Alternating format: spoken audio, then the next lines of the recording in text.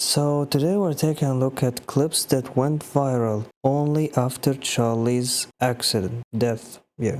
You will never live in a society when you have an armed citizenry and you won't have a single gun. That is nonsense. It's drivel. But I think it's worth it. I think it's worth to have a cost of, unfortunately, some gun deaths so that we can have the Second Amendment to protect our other God-given rights. Yeah, this clip definitely didn't age well. I will never understand the American gun laws. America is the only place where your grocery list would have something like potatoes, eggs, and a shotgun. You will go into a supermarket and buy a bread, a chocolate bar, and a rifle. This is not a grocery list anymore. This is a PUBG loadout. And they sell alcohol in the same supermarket. This is like a recipe for disaster. Who knows? Maybe if someone would have told him that he would die because of these laws that he's protecting, maybe then he would have a different opinion. When he said this, he definitely didn't think that he would be one of those victims. Since he's already a rich person, he has security, and he would have never thought that he would be one of the people that paid the price. This clip has also went viral only after his death. This shows they were actually better in the 1940s. It was bad, it was evil, but what happened? Something changed. They committed less crimes. Maybe they were afraid. I mean, 4,000 Black men, women, and children were killed in violent lynch mobs. If that's your explanation, but racial terror permeated American culture for hundreds of years. Black America is worse than it has been that affected in the last 80 years. The generational psyche of an entire group of people? No, I'm sure it did. I'm not discounting that. This shows they were actually better. A lot of people would definitely not agree with him on this, with him about this. I think this is one of the worst takes and one of the most racist things that anyone could ever say. But this doesn't mean that he needs to be publicly executed. It's just his opinion. Saying that black people were better off when they were slaves, or their crime rates were lower when they were slaves, it's such a absurd claim. Like he ignores all of the other African countries that has some of them has lower crime rates than the US. Countries like maybe Ghana, Namibia, Madagascar, and there are many more that have majority of black people and they don't have crimes. So why exactly are the black people from America have these high crime rates? Is it because of their race? Of course not. Telling someone that their whole race was better off when they were slaves is really wrong on so many levels.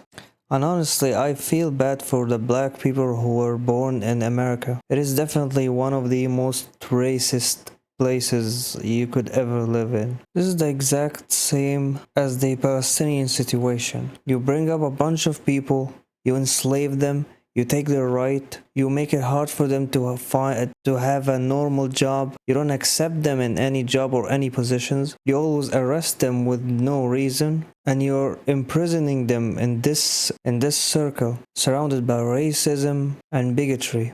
Then when they retaliate and resist, or unfortunately some of them were cornered into the crime life because they weren't accepted in society and they needed to feed their family, then they're called bad culture, terrorist, criminals, when in reality they are the product of this oppression. I think a lot of people will disagree on his take, but this doesn't mean also that he should be publicly executed like what happened. But this was one of the viral clips. This clip also have been going viral recently on Twitter. It's from when Charlie Kirk interviewed Ben Shapiro. This interview was held literally one day before he got killed. So after this interview, 24 hours, one day, and Charlie Kirk was then shot. Some people clipped some of it, and these clips are going viral now, since this is one of the last things that Charlie Kirk actually did. He have always been very pro-Israel, like very, very pro-Israel. But in this interview, after years, this was the first time that he asked some, let's say, controversial questions to Ben. We've pushed back against the media on COVID, on lockdowns, on Ukraine, on the border. So like maybe we should also ask a question: is the media totally presenting the truth when it comes to Israel? Just a question, that maybe we shouldn't believe everything the media says, because I know I've been conditioned to ask a lot more critical questions over the last couple of years.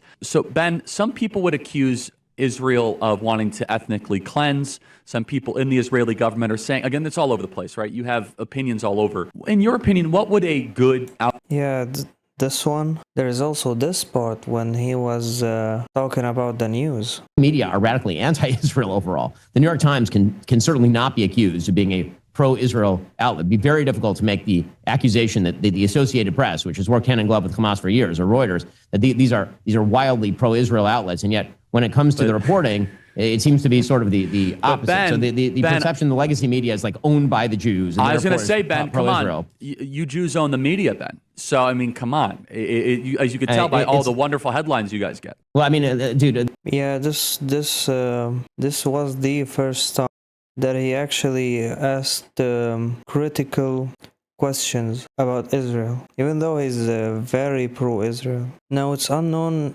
of the making of this video. It's still unknown who actually killed him, and these clips do not really mean anything. They are just viral clips from after his death. I personally like this one. This is about gun control. There's been more shootings than days in 2023. People kill people. A gun has never killed anyone. People don't kill people. Guns kill people. Sorry. Do you think that there's any advancement? Because if people had less guns, there'd be less shootings, and people would die less. You really believe this? Oh, 1,000%. Okay, so why is it that the Because states... I lived in Italy, and we don't have as many guns. People aren't dying as much. Yeah, do you so have mugging? Do you have a mugging problem? How about knife crime? How's that going?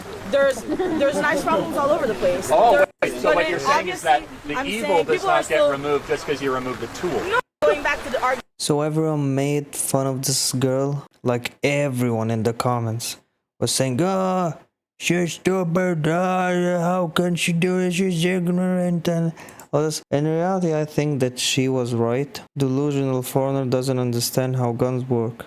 Do you think about it, if the killer had a knife, maybe then Charlie's security would have stopped him and he would still be alive. So in a way, this girl was right. Anyway, the conclusion here that I'm trying to make is that a politician's life is really not really fun from what it looks like. And no matter what Charlie's beliefs were and his opinions, it doesn't mean that he needs to be publicly executed like that for it, no matter how bad they are. One sad thing is that his family are the real ones that paid the price, growing up without a father.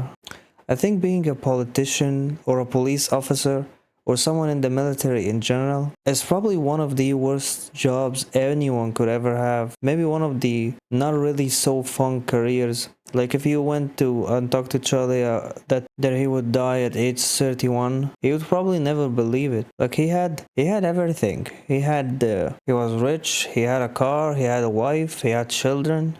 He had pretty much everything. And at the end, just like that, he lost his life. I think now, even the people that had opposite opinions are now scared and sending their condolences. I like the fact that everyone, when Charlie was still alive, he was like, everyone's like, I don't like Charlie, he's a bad person, blah, blah, blah, blah. And then, after some of them radicalized everyone, now that the guy is dead, and everyone is radicalized, everyone is like, namaste, we come in peace, we did not mean it, condolences to the families, and act like they were best friends with the guy. I'm not really into politics, but I think his death was really brutal. Like I could imagine every single one of these politicians politicians and activists and influencers on the internet, they probably imagine themselves in this place. Like, I think that most of them will probably have like more security now and will probably be more careful, especially when they're in America. How this country is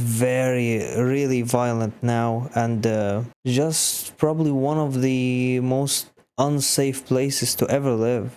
Like, there's always a mass shooting every week. I don't know, they're trying to keep it exciting, or what are they doing there? And this whole incident feels like it's unreal. Like, it feels like, doesn't feel like real life. Anyway, this is the last clip that I like the most. And I can tell you, I'm super blessed. I have the best wife in the world. We have an amazing life. Building a family is the coolest thing ever. And my prayer for all of you is that you one day can do that. That's so cute. It's honestly the most joyful thing. And I've had some pretty amazing experiences. I've been very, very blessed. Very lucky, you could say, but very blessed is the word I would use. And the greatest joy I've ever had is coming home to my little daughter running up to my leg. There's nothing that even comes close to it. Not flying on Air Force One, not meeting with presidents. That's all, that pales in comparison to your little girl coming up and squeezing your leg. And I can tell you, I'm super blessed. Yeah, the most sad thing about this is that his daughter and son is probably gonna grow up and see these videos of their father, and they're not gonna be so happy. Yeah. Last thing I wanted to add is that I wish people cared more about Palestinian lives, the hundreds of thousands that got killed, and actually give them this much attention as this one activist. But then again, rest in peace, Charlie Kirk. And this is definitely why you do not want to be a politician. For anyone, like anyone thinking of being a politician, or a police officer, or someone in the military, don't just think about your own life. Think about the people around you. How would they feel if something were to happen to you? This is the moral story of this whole thing. Anyway, I don't even know where this is going, if anyone is even watching. So thanks for watching.